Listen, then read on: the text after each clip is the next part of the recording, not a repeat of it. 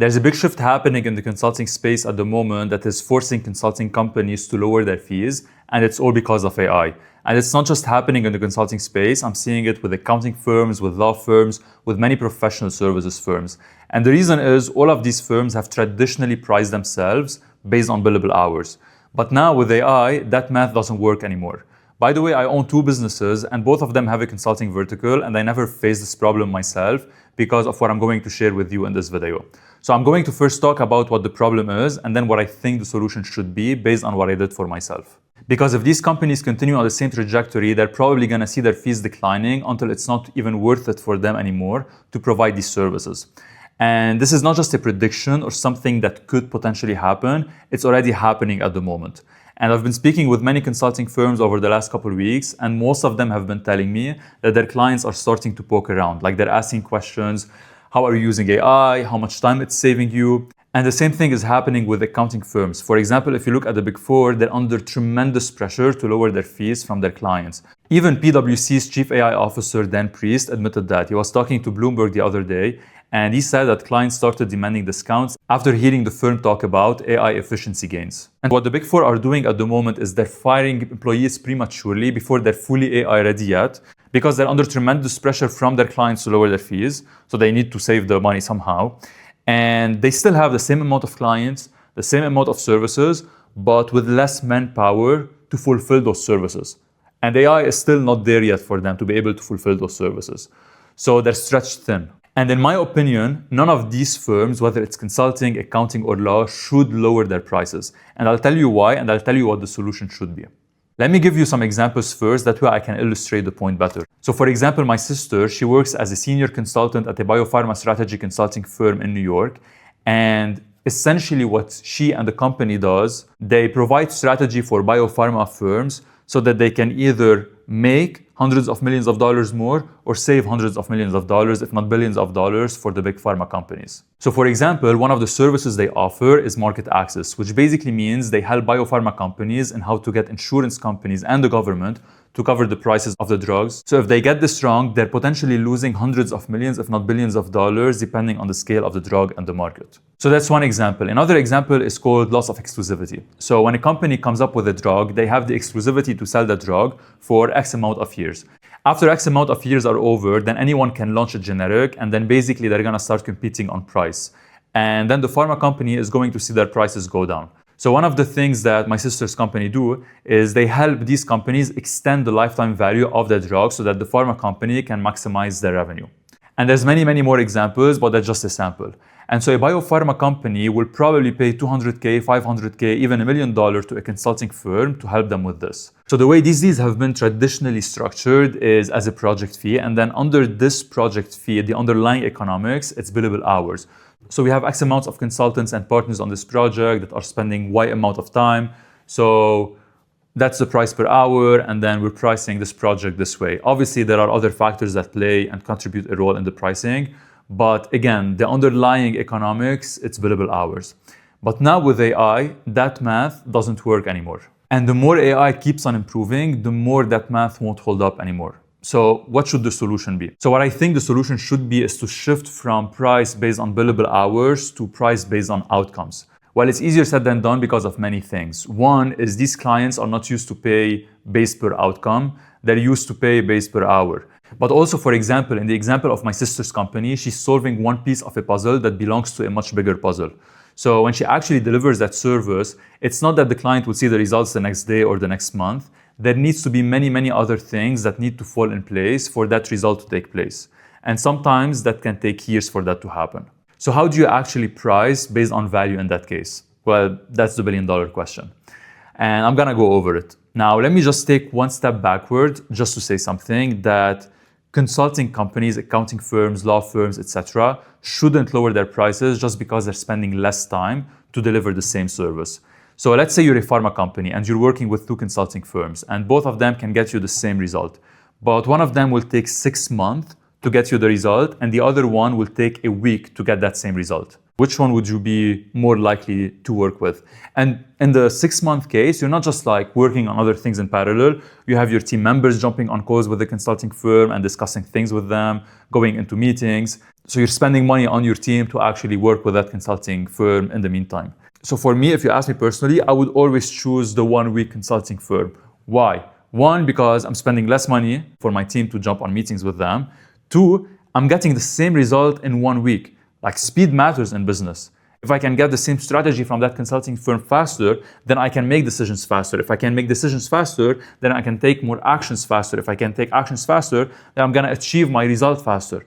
And so it's gonna compound. I'm even willing to pay them more money to get that same result in 1 week compared to 6 months. And that's how much speed matters to me. Now, there's an argument out there that says that these firms can just stop using consulting firms and do the work themselves with AI because they have access to the same information now. Now, maybe before they did have access to the same information, but it wasn't as easily accessible. Like, they had to do more research and know what to look for. And now AI can just give it to them. But that's the wrong way to look at it. And if you're a consulting firm or an accounting firm or a law firm, you know exactly why. And the reason it's wrong to look at it this way, it's because it's not just having access to the information, it's also about pattern recognition. So that pharma company or that biotech company can have access to the same information, but they have zero experience in dealing with it. That's why they're working with a consulting firm. That consulting firm has worked with dozens and dozens of biotech and pharma companies. And they solve the same problem again and again and again. Now, maybe it's not the exact same problem, but it has the same shape. Whether it's market access, whether it's pricing, whether it's loss of exclusivity, whether it's working with a manufacturing firm to help them improve their throughput, or whether it's working with a bakery to help them reduce their costs or increase their revenue, whether it's working with a car company to help them increase their margins from 5% to 6%, that consulting company has worked with many, many companies that have faced the exact same problem. And they also know what to look for and what not to look for. They know what to implement, what not to implement, what to suggest. They know what works, they know what doesn't work. And so AI will just synthesize information that's available on the internet. That's what AI will do. And AI, a lot of time, can be very confident about the wrong answer that it gives you. And so if you don't have the depth of knowledge and expertise and the pattern recognition, just because you've done it so many times, you wouldn't be able to tell whether the output that the AI is giving you is right or wrong. Even if you have access to the same information, you wouldn't be able to interpret it the right way. So that's the value of what a consulting firm is providing. And it's not just, hey, take this information. I mean, there are some consulting firms, that's all they do. They just provide information. And those will probably not survive for very long. So it's not just about giving information, it's about pattern recognition. And the only way you can have pattern recognition is to have worked on the same thing again and again for years and years. And you just can't have that unless you have done it. No AI can do it for you. And let's just assume for a second that AI can do it. You as the biotech company, you as the pharma company, or you as the car manufacturing company, would you trust fully the output that the AI is giving you to the extent of betting $1 billion on it? Because that's what you're essentially doing. You're betting your future on whatever you're trying to solve. You probably wouldn't, and that's exactly why you're paying these companies. So the value of the consulting companies isn't just in the billable hours, it lies in the question of why not do it yourself for the client. The clients realize they don't fully trust themselves to get the answer and act based on that answer. Otherwise, they wouldn't be paying these consulting firms. They would just have done it internally. So you as a consulting firm, you want to start talking less and less with your clients and potential clients about what you're going to do for them in terms of deliverables, and more about what you're helping them achieve in terms of outcome, or about what you're helping them avoid in terms of negative outcomes. Like, what is the end result? Sure, I can help you with market access. Sure, I can help you with pricing. Sure, I can help you with improving your throughput. But what does that mean to you? And if I don't solve that, what's going to happen next? The answer to those questions will determine how much you can charge them.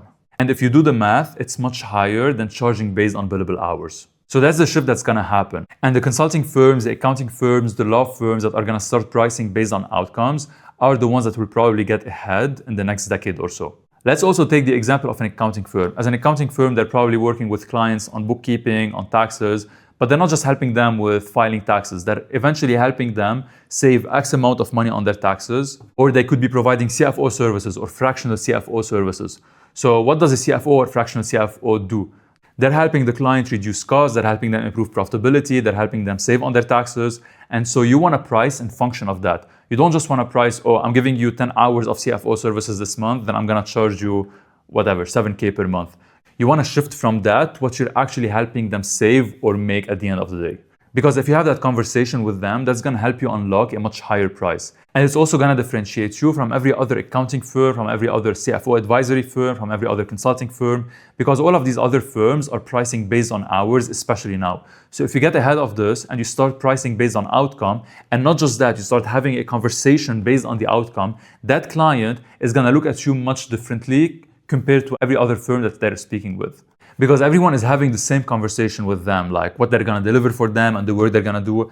And you're the only one that's having a conversation about the outcomes. Sure, you wanna talk about the deliverables, but clients don't care about what you do. They care about what you can do for them. That's what's gonna unlock a much higher price for you. So if you lead with that conversation, then you can dictate whatever price you want because you're pricing in accordance with the outcome and the value you're providing them. And that price is a lot higher compared to price per hour. And I do the same thing. I have two businesses. One is a marketing agency. The other one is called Headroom Consulting, where we help businesses implement AI in their businesses. And we never price based on the deliverable or based per hour. We always price in accordance to either the money we're making them in the marketing agency I have, or when it comes to my AI business, to the money we're saving them, or also to the money we're making them. So for example, if we're helping a company double their capacity, let's say, for example, a consulting firm. They make $5 million in revenue per year, and they have $2 million in labor cost. If we have them double their capacity, they can, in theory, generate $10 million with the same amount of people, and maybe a couple $100,000 extra in terms of AI cost.